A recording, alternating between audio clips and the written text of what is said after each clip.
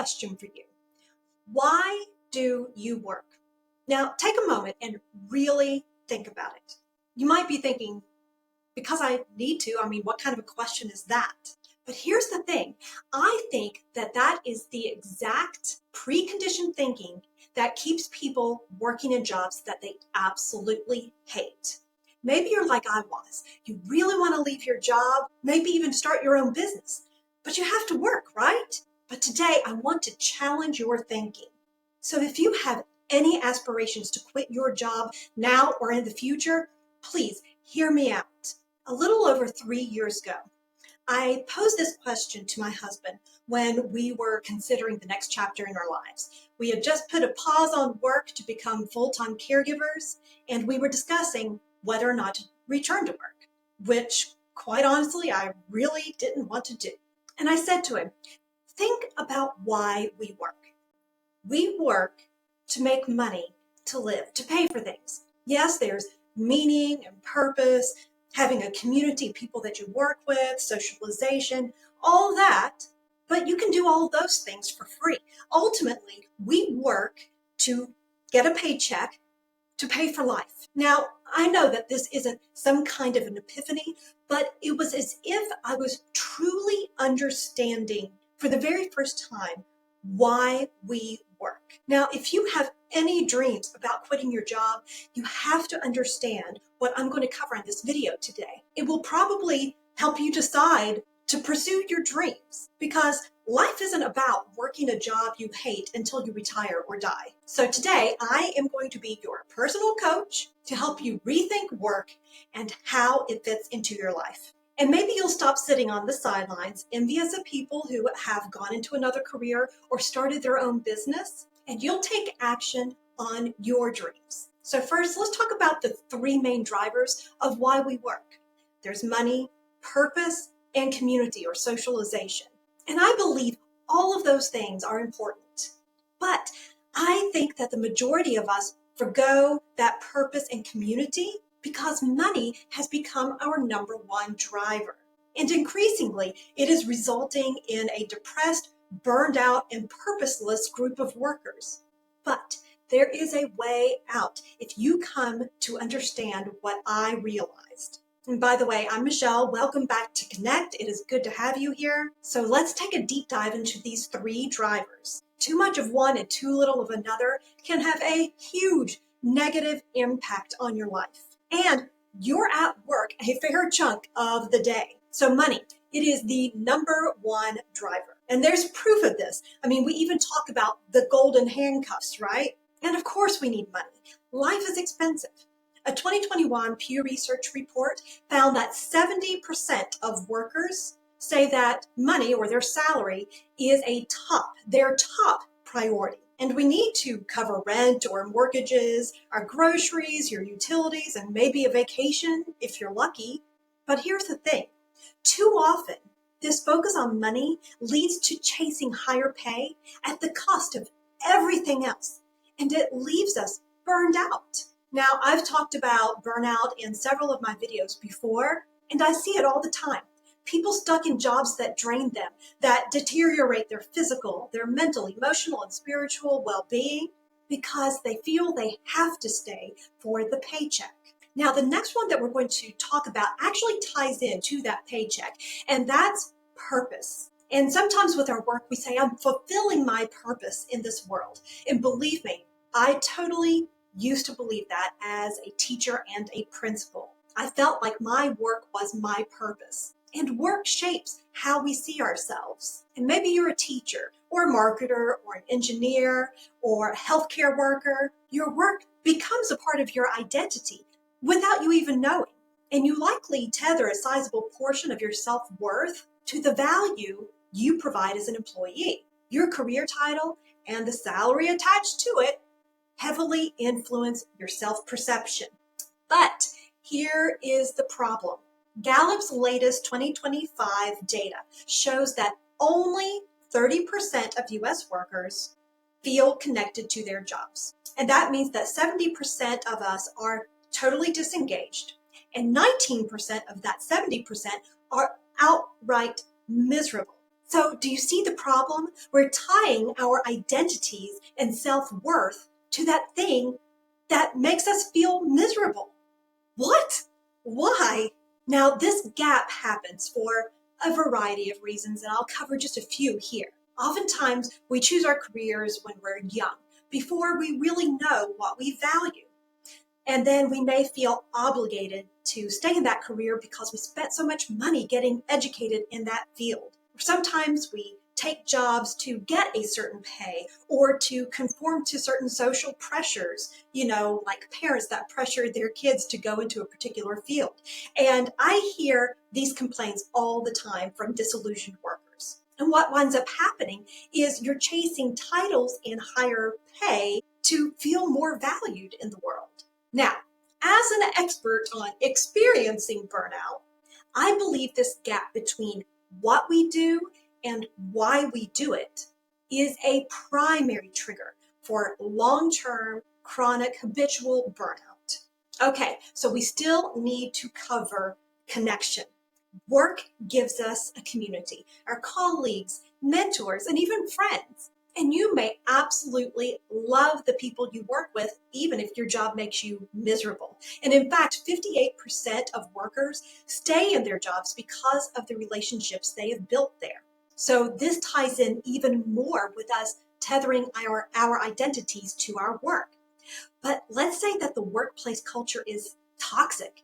Then those connections can actually trigger or exacerbate burnout instead of preventing it. So money, purpose, connection. They're the reasons we work. But here's the question for you. Do you feel fulfilled? Are you getting what you want from your job? Or is work just a means to an end? So this is where we need to talk about the trap that keeps so many of us stuck. And it's a lie that we've been told our entire lives. And it's this fixed mindset of job security.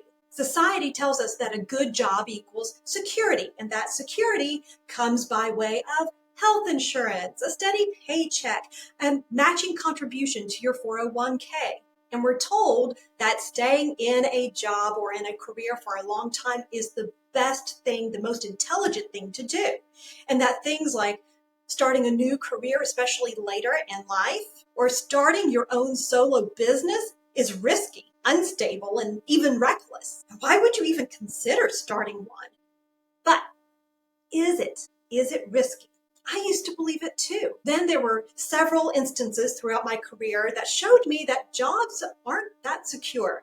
Early in my career, I faced layoffs as a new teacher during what was called reduction in force. And later, I watched mass layoffs happen during the great financial crisis. And every single day, I went to work feeling anxious about my own job. And then the final thing that really made things sink in for me, it was the final straw, is when I took time off to be a caregiver. I had 4 weeks of PTO saved up, and I knew that when those 4 weeks were gone, I was going to be going without pay. And those moments flipped a switch for me. That's when I realized that job security is kind of a myth and nothing is guaranteed. And that's when I had that heart-to-heart conversation with my husband. And that conversation changed everything. We started downsizing, cutting expenses, and simplifying our lives. And we're building work around what we want and not the other way around. And for me, that means solopreneurship. And it has been the most freeing decision I have ever made. So let's reframe how you think about work. What if you could have money, purpose, and community without being tied to a traditional job? I know what you're thinking. Sure, pivoting careers sounds great. You can make all those things happen. But solopreneurship, that's risky. And I hear you, but that's the fixed mindset talking. But let's look at the facts. A 2023 Upwork study found that 36% of freelancers earn more than they did in their traditional jobs. And solopreneurship isn't just about money. It's also about purpose. And this is what was so important to me. Most solopreneurs build a business around something they love, whether it's coaching, consulting, or crafting.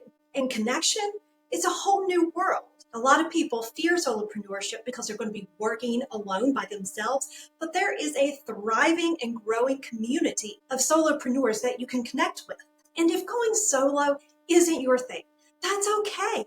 A career pivot can still get you what you want. LinkedIn's 2022 data shows that 53% of people who switch careers felt fulfilled because they aligned their work with their values instead of the other way around. You don't want to compromise your values for work. And here's the kicker. 61% of workers in 2023 wanted to leave their jobs, and we know that that's increasing. And that means that the majority of people are ready for a change, but they're just scared to act. But this is what I say. Staying at a job that burns you out, now that is the real risk. I've seen it in my own life and with my burned out clients. Sticking with a misaligned job leads to stress, exhaustion, and a life that just feels empty. So, how do you take the leap? You don't have to quit your job tomorrow. In fact, don't do that. Start small like I did. My first e-commerce business netted me a whopping $7 on my first sale, but within 9 months, I had scaled that to over $3,000 a month. And that was on a very part-time 10 to 15 hours a week. And it wasn't about the money. It was about proving to myself that I could build something on my terms. And you can do that too. Try a side hustle, freelancing or consulting or turning a hobby into a business. A 2023 Etsy study found that 28% of their sellers started off on Etsy as a side gig, and then they scaled it to full-time. And then connect with a community of entrepreneurs, of solopreneurs specifically. They will be happy to share their knowledge and cheer you on and hold you accountable to your goals. And in fact, I invite you to join the Connect Collective community, where we focus on leveraging a solo business so you can leave your 9 to 5. Now, most importantly, shift your mindset from fear to growth. You have skills, you have creativity and experience that other people need. But a quick heads up, if you're prone to overwork, like many of us high achievers are, watch out. If you are burned out now in your job, you will probably be burned out in your solo career unless you set boundaries. Whether you pivot or go solo, design work around your life, not the other way around. That's what I did, and I feel freer than ever. Now, let's wrap this up with one final thought. You don't need a traditional job to have money, purpose, and connection. 61% of workers are thinking about leaving their jobs, and maybe you're one of them. If you're stuck in a job just for the paycheck, I challenge you to take control. Ask yourself, what do I really want from my career?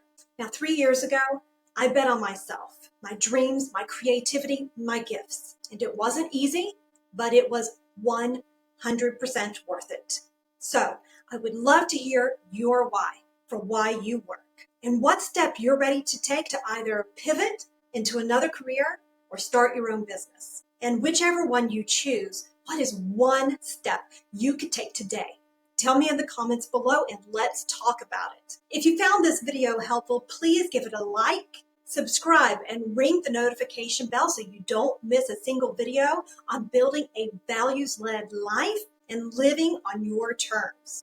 And if you want to learn more about starting your own business, but you're not quite sure where to start, I have the perfect video for you where I break it all down. So click on this video right here, and I'll see you in the next one.